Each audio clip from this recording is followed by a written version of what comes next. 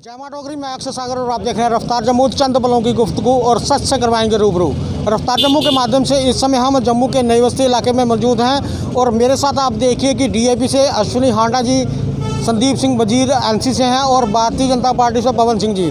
9 जनवरी 2023 को सरकार की तरफ से एक फरमान निकाला गया कि जितनी भी इल्लीगल इंक्रोचमेंट है उसे हटा दिया जाए। और आप देखें कि हर जगह आपको पीला पंजा या बुलडोजर चलता हुआ दिखाई दे रहा होगा। पिछले रोज यहाँ पर नई बस्ती में इरिगेशन डिपार्टमेंट की तरफ से लोगों को नोटिस दिया गया है कि 1 हफ्ते के अंदर दुकानें खाली कर दें। अश्विनी जी, कैसे देखते हैं जो कल नोटिस आया? देखिए, वो आपको दिखाई दे रहा होगा जिस तरीके से मायूसी छाई हुई है लोगों के, दुकानदारों के चेहरे पे।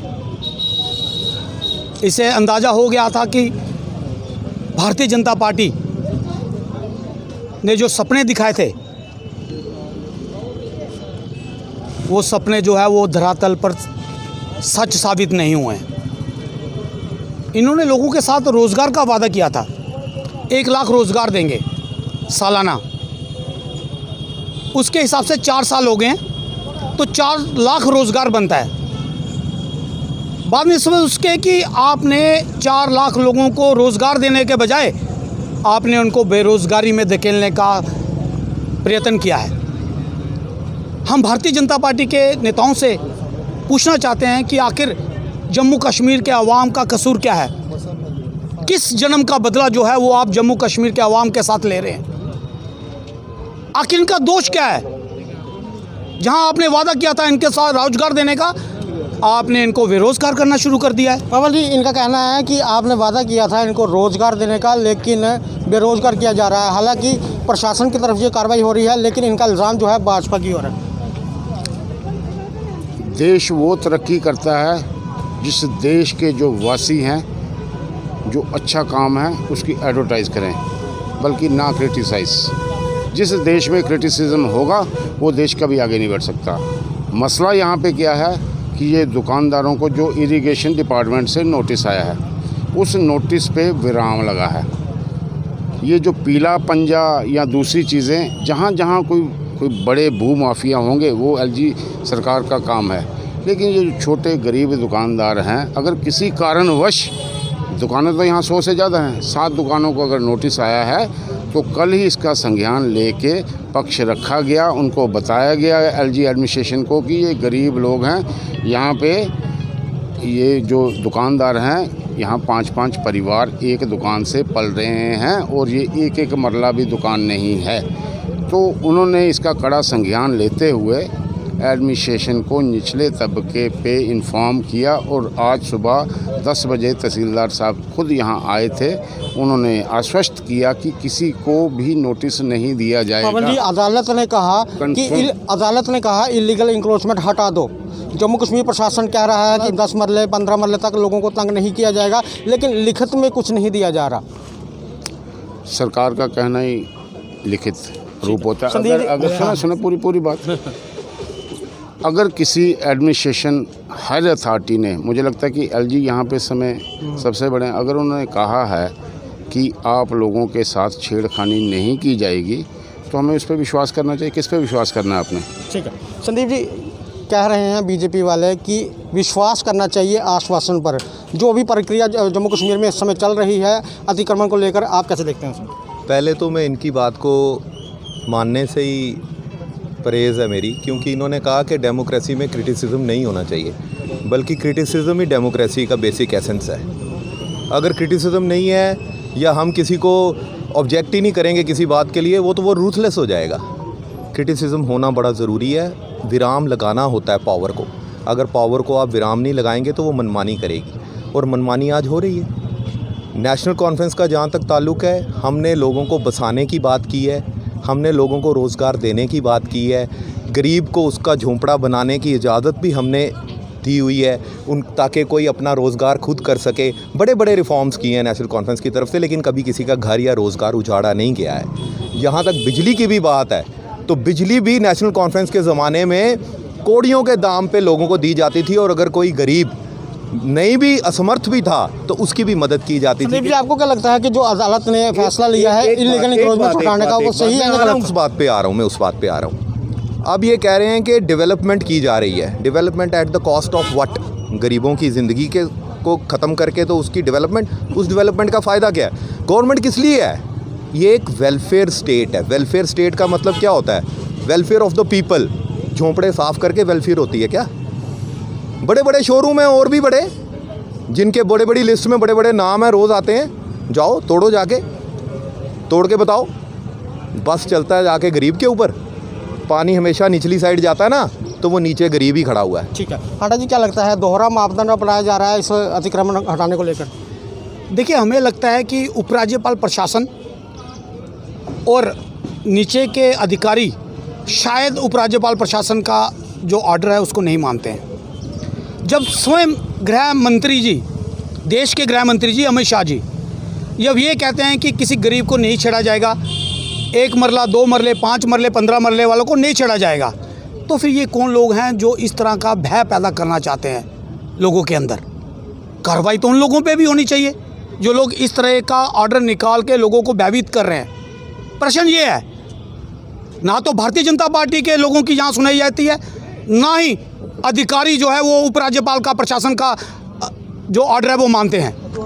तो मान कौन रहा है और कौन कर रहा है, ये इसके पीछे कौन है, किसकी साजिश है, इसका पर्दाफाश होना चाहिए कि आखिर लोगों के अंदर डर कौन पैदा कर रहा है। ठीक है, बोलिए। एक पॉइंट है, इन्होंने कहा, पार्षद हैं हमारे भाई हैं बड़े, इन्होंने एक बात बोली कि तहसीलदार साहब आए थे, उन्होंने लोगों को आश्वस्त कर दिया कि भाई अब ज़रूरत घबराने की कोई बात नहीं है। अब देखिए, बात यह है कि अगर नोटिस रिटर्न में आया है, या तो वर्बल नोटिस होता तो वो वर्बल बात हो गई, वर्बल बोला वर्बल वापस हो गया। अब रिटर्न में नोटिस आया है तो ऑर्डर भी रिटर्न में आ जाए तो क्या परेशानी है? पवन जी, संदीप जी कह रहे हैं कि अगर तोड़ने का ऑर्डर रिटर्न में आया है तो नहीं तोड़ने का ऑर्डर भी रिटर्न में आना चाहिए। और जिस तरह से हांडा जी ने कहा है कि आखिरकार जम्मू कश्मीर को चला कौन रहा है, इनका कहना है कि भाजपा की भी जम्मू कश्मीर प्रशासन नहीं सुन रही। जम्मू कश्मीर को जो चला रहा है वो आपके सामने है, और लोगों का आश्वस्त करना कौन आश्वस्त करेगा? सरकार में नुमाइंदे, कि इनके ऊपर किसी की बुरी नज़र ना लगे, इनको रेगुलाइज भी किया जाना चाहिए। अब अगर नोटिस आ गया है तो उसका भी प्रबंध करना चाहिए, उसकी रोकथाम करनी चाहिए, बजाय कि उसको कोई राजनीतिक रंग देने के। राजनीति करनी चाहिए जब जिसकी ज़रूरत हो, जब लोगों की भावनाओं से खिलवाड़ होगा तब राजनीति नहीं करनी चाहिए। जिस दिन मैं भावना से खिलवाड़ करना शुरू करूंगा उस दिन मैं राजनीति छोड़ दूंगा। हम लोगों के साथ खड़े हैं इनके वेलफेयर के लिए। अगर इनकी दुकानें जाती हैं, अगर इनकी नींद हराम हुई है तो पवन सिंह भी कल से सोया नहीं है। इसलिए हमारा सारा समाज, ये मेरे भाई छोटे, ये मेरे क्लासमेट हैं, हम सब इन लोगों के साथ हैं। कोई घबराने की ज़रूरत नहीं है, मोदी राज है, गरीब आदमी को नुकसान नहीं होगा। हांडा जी, ये जो इस समय इलीगल इंक्रोचमेंट हटाओ नुमा जो एक निकाला गया है बाहर, क्या लगता है 2024 को लेकर निकाला गया जो इलेक्शन है? देखिए, सरकार की मंशा पे शक होता है कि सरकार आकर करना क्या चाहती है। किसी का घर उजाड़ के सरकार उस पर मंजिल तो नहीं खड़ा करना चाहती। प्रश्न ये है। और दूसरा प्रश्न ये है कि जब भारतीय जनता पार्टी के लोग ये कहते हैं कि हम लोगों के साथ अन्याय नहीं होने देंगे और बुलडोज़र लगातार चल रहा है, आप इस बात को समझिए कि बुलडोज़ का मीनिंग, इंग्लिश का अर्थ जो हिंदी में बनता है वो होता है भयभीत करना। तो क्या सरकारी आतंक फैलाना चाहती है सरकार? क्या 2024 की तैयारी तो नहीं कर रही है सरकार कि जम्मू कश्मीर के लोगों के ऊपर इस तरह की प्रताड़ना करके आप हिंदुस्तान के अंदर ये बताएंगे कि देखिए हमने क्या किया है? मैं आपके माध्यम से बड़ी साफ सुथरे तरीके से बताना चाहता हूँ, जो सत्ता में बैठे हुए लोग हैं, 1947 से लेकर आज तक इतिहास रहा है जम्मू कश्मीर का, कभी भी धर्म के नाम पर दंगा नहीं हुआ है। जिस तरह के बाकी प्रदेशों में दंगे होते हैं वैसे जम्मू कश्मीर में कभी ऐसा नहीं हुआ है। ये सब लोग, हिंदू, सिख, ईसाई, सब एकजुट होकर रहते हैं। और भारतीय जनता पार्टी की अगर मंशा ये है कि 2024 में हम इसको बुनाएंगे, तो भारतीय जनता पार्टी बहुत बड़ी भूल कर रही है। क्यों? क्योंकि आपने जम्मू कश्मीर के लोगों के साथ 2019 5 अगस्त को ये वादा किया था कि यहाँ विकास की लहर दौड़ेगी। और मैं भारतीय जनता पार्टी के लोगों से बोल रहा हूँ कि आप लोगों के घरों पे बुलडोज़र चलाकर क्या वो लहर की तैयारी कर रहे हैं? माफ़ कीजिए उपराज्यपाल प्रशासन, दुख होता है इस बात का कि ना तो आपके अधिकारी सुनते हैं और ना भारतीय जनता पार्टी की आवाज़ उपराज्यपाल सुनते हैं। ठीक है। लोग परेशानी में हैं, लोगों की परेशानी का हल नहीं है, और भारतीय जनता पार्टी के लोग यहाँ पे लोगों को आके ये कहते हैं कि कुछ नहीं होगा। जो भी होगा उपराज्यपाल प्रशासन उसका लिखित में दे, ताकि लोग इस शंका से जो है वो राहत महसूस करें। और जो भी अगर आप मीडिया के अंदर बयान देते हैं तो उस पर जो आपके छोटे अधिकारी हैं उस पर कार्रवाई करें, ना कि लोग इस तरह से लोगों को प्रताड़ित करके इस तरह से नोटिस लगा के आप। ये 2 दिनों से लोग जो है वो परेशान हैं। जब से नोटिस आया है ये अपना काम धंधा बंद करके इस चक्कर में पड़ गए हैं और इनको डर बैठ गया है, रात को नींद नहीं आती है। कोई 1 बजे उठ रहा है, कोई 2 बजे उठ रहा है, इस डर से कि कल मेरे दुकान पे बुलडोज़र नहीं चल जाएगा। तो आखिर आप पाना क्या चाहते हैं? हम ये चाहते हैं आप विकास कीजिए और लोगों को दिखाइए। लोग आपको वोट देने के लिए तैयार है अगर आप विकास करते हैं। संदीप जी, जो भारतीय जनता पार्टी है उसकी तरफ से इल्ज़ाम है कि जो पिछली सरकारें रही उनकी मिली भगत से जो इंक्रोचमेंट हुई है जो आज हटाई जा रही है। आप क्या अपनी बात कैसे रखते हैं? देखिए सर, अब पिछली सरकारों पे ब्लेम डालना ये तो भारतीय जनता पार्टी का प्राइम ऑब्जेक्टिव काम रहा हुआ है। कुछ भी हुआ वो नेहरू तक चले जाते हैं कि वहाँ नेहरू ने गलती थी तो ये हो गया, लेकिन अपनी जिम्मेवारी से भाग नहीं सकते हैं। अगर आपने हम 2 मिनट के लिए मान लेते हैं कि इन लोगों ने इनक्रोच किया हुआ है या आप इनको हटाना चाहते हो, आप इनको रिहेबिलिटेट भी करो। आप इनको बताओ कि भाई आप यहाँ से निकल आइए, ये हमने आपके लिए प्लॉट्स रखे हुए हैं, यहाँ दुकान बना लीजिए, क्योंकि ये जगह गवर्नमेंट को चाहिए है फॉर डेवलपमेंट पर्पस। हर जगह ऐसा होता है। वो इनको लीगल दुकान दे दो, आप उनसे फ़ीस ले लो, लीगल दुकान दे दो, तब इनको यहाँ से हटाओ और नई जगह बसा दो। लेकिन आज तक ना सिर्फ कहा जाता है कि हम आपको वहाँ पे बसा देंगे, कभी बसाया नहीं गया है। एयरपोर्ट के साथ भी ऐसा ही हुआ था, उन लोग आज भी दरबदर हैं। सिर्फ कहा था वहाँ आपके प्लॉट हैं, किसी को मिला नहीं। ऐसे ही लोग यकीन नहीं करते ना सर।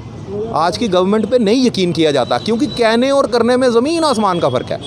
इसलिए हम यही रिक्वेस्ट करते हैं फ़िलहाल के लिए इनको यहाँ रहने दिया जाए। इनको अपनी रोज़ी रोटी, गरीब लोग हैं, या तो हो कोई बड़ा शोरूम का मालिक है जिसने करोड़ों रुपया कमाया हुआ है तो उसको आपने हटा दिया, वो कहीं भी अपना जाके दोबारा से इस्टेब्लिश कर लेगा। ये तो नहीं कर सकते ना। ठीक, बहुत अच्छी बात। ये आपने देखा कि यहाँ नई बस्ती में हम लोग आए थे, यहाँ पर भारतीय जनता पार्टी के पवन सिंह जी, संदीप जी हैं जो एनसीसी से थे, वो थे अश्विनी हांडा जो डीएपी से थे। इन तीनों से हमारी बात हुई और आम पब्लिक आप देखिए यहाँ पर मौजूद हैं। जिस तरह से सरकार ने कहा है कि इलीगल इंक्रोचमेंट हटा दें, लेकिन एक समय ऐसा भी था कि जब ये दुकानें बनी तो सरकार की मिली भगत से बनी। तो सरकार को चाहिए कि इन लोगों को रेगुलाइज किया जाए, ना कि इनको यहाँ से हटाया जाए। और तीनों पार्टियों के जो नेता थे उनका भी यही कहना है कि जो छोटे दुकानदार हैं उन्हें तंग मत किया जाए, जो बड़े बड़े मगरमच्छ हैं उन्हें मत छोड़ा जाए। ये सारा दृश्य आपने देखा रफ्तार जम्मू के माध्यम से। आगे भी देखते रहे रफ्तार जम्मू, जय भारत।